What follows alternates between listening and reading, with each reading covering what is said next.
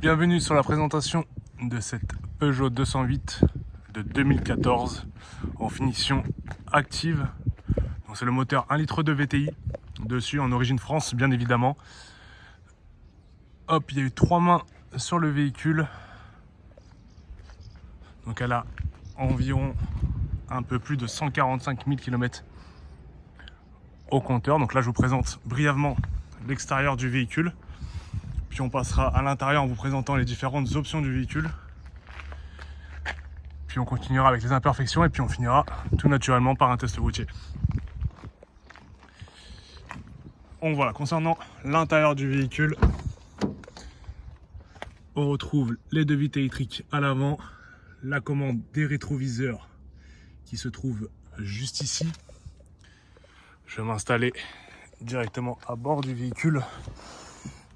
On retrouve le petit volant de chez Peugeot avec la commande du volume.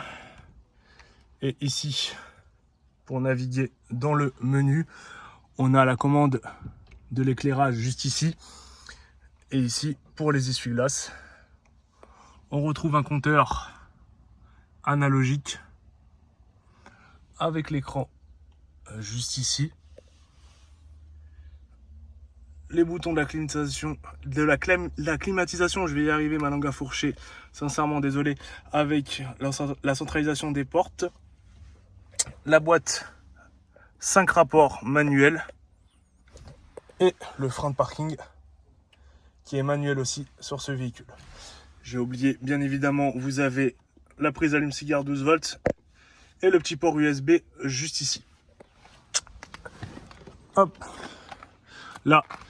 On a les sièges tissus de la finition active. Donc très honnêtement, à part un petit peu le vieillissement, donc la couleur qui est un petit peu décolorée à ce niveau-là, mais sinon je n'ai pas de déchirure, je n'ai pas de trous.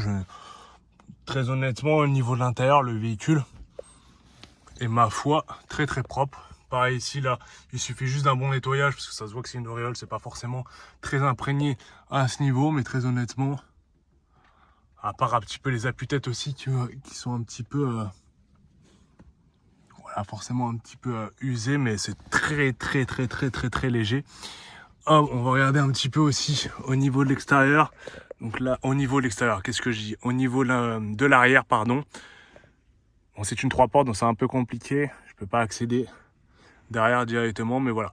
À part pas mal de saleté sur les sièges, très honnêtement, bon ça s'en va aussi.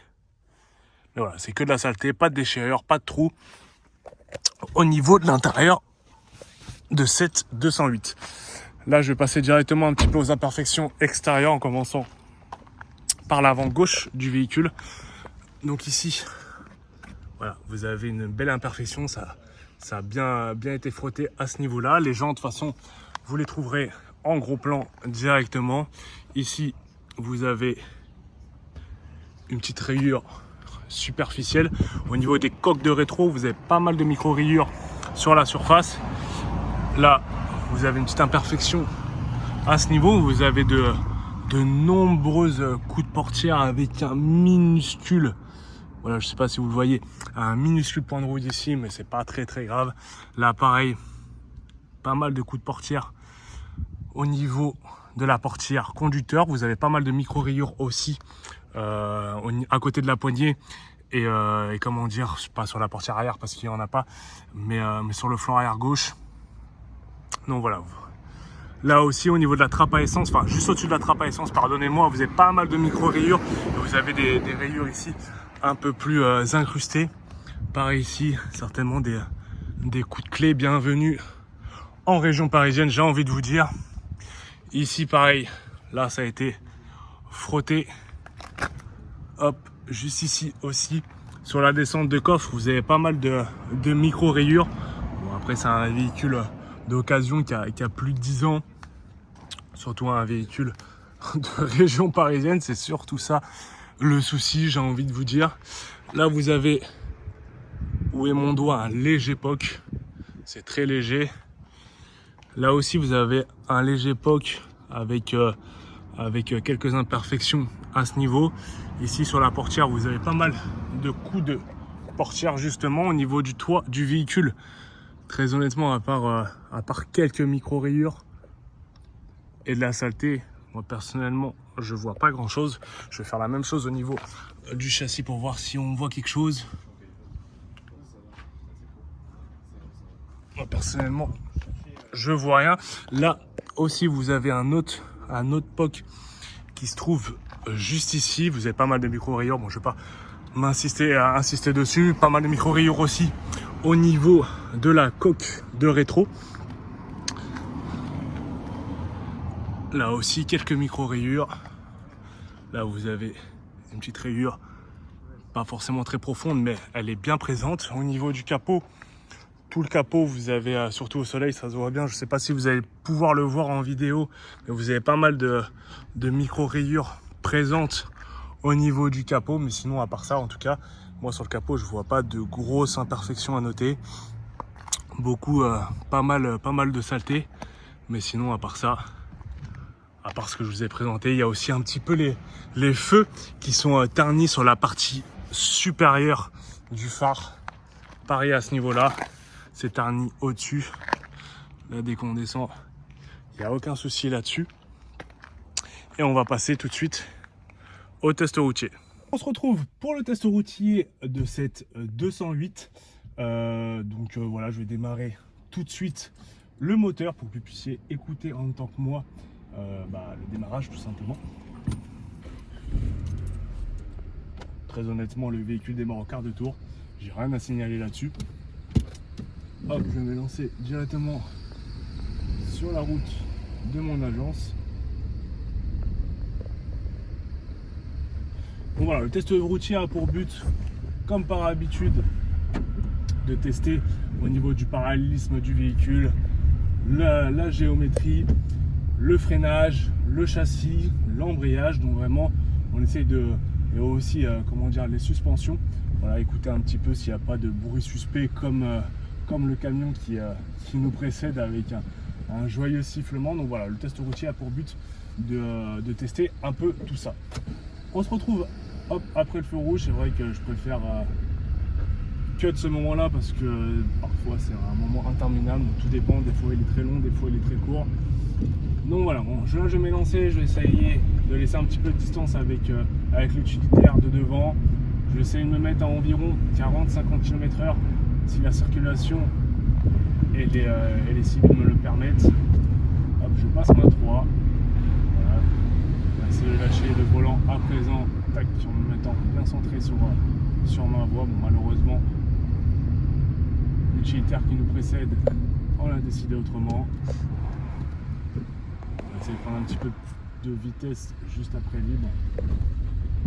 On va tester juste après, c'est pas très grave. Là, la distance ne nous permet plus malheureusement. Là, on va pouvoir tester un petit peu la suspension du véhicule s'il n'y a pas de bruit. Je dirais anormal sur le véhicule. Au passage des 3 dodanes, je vais complètement me taire.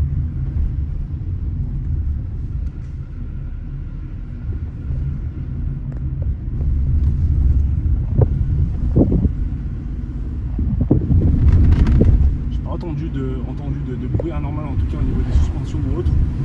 Là, ça va me permettre d'un peu tester le freinage urgence. Je vais prendre un petit peu de vitesse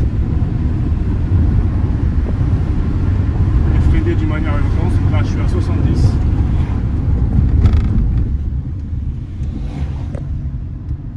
Très honnêtement, ça freine très bien. On est sur un véhicule léger, mais quand même, en tout cas, j'ai pas de bruit anormal au niveau des freins.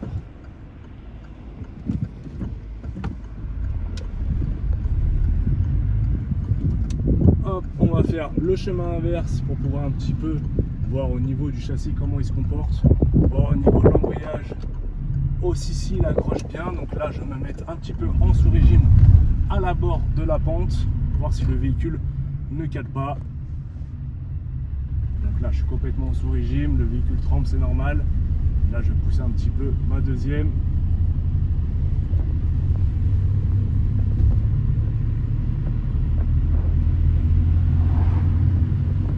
Tirer un petit peu le deuxième rapport pour voir si l'embrayage accroche bien au passage de troisième. Ouais, sur un petit moteur, forcément, ça a un peu de mal avec le couple, mais très honnêtement, j'ai pas grand chose à dire au niveau de l'embrayage. Là, je vais me taire totalement, comme ça vous allez pouvoir écouter un nouveau.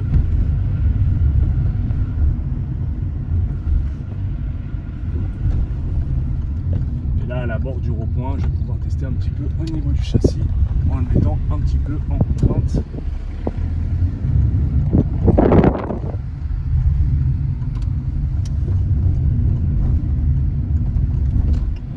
Pas grand chose à signaler au niveau du freinage, c'était impeccable. Au niveau de l'embrayage et de la montée, bon certes on n'est pas sur un gros couple de véhicules, on est quand même sur un litre de VTI, un peu plus de 80 chevaux, donc forcément ça a un peu de mal en montée. Mais très honnêtement, moi j'ai pas grand chose à notifier en tout cas de négatif. Très honnêtement, le véhicule est très sain, il est très maniable à conduire. On lui demande pas d'avoir un confort exceptionnel, mais c'est très bien pour ce qu'on lui demande, c'est-à-dire la ville, même en autoroute, je pense que c'est très bien à conduire, c'est pas non plus très tape-cul. Mais en tout cas, si vous avez la moindre question, c'était Alexandre du Cars Concept de Pontchartrain. Moi je suis joignable au 07 44 41 69 21 et sur ce merveilleux temps, je vous souhaite une très bonne journée.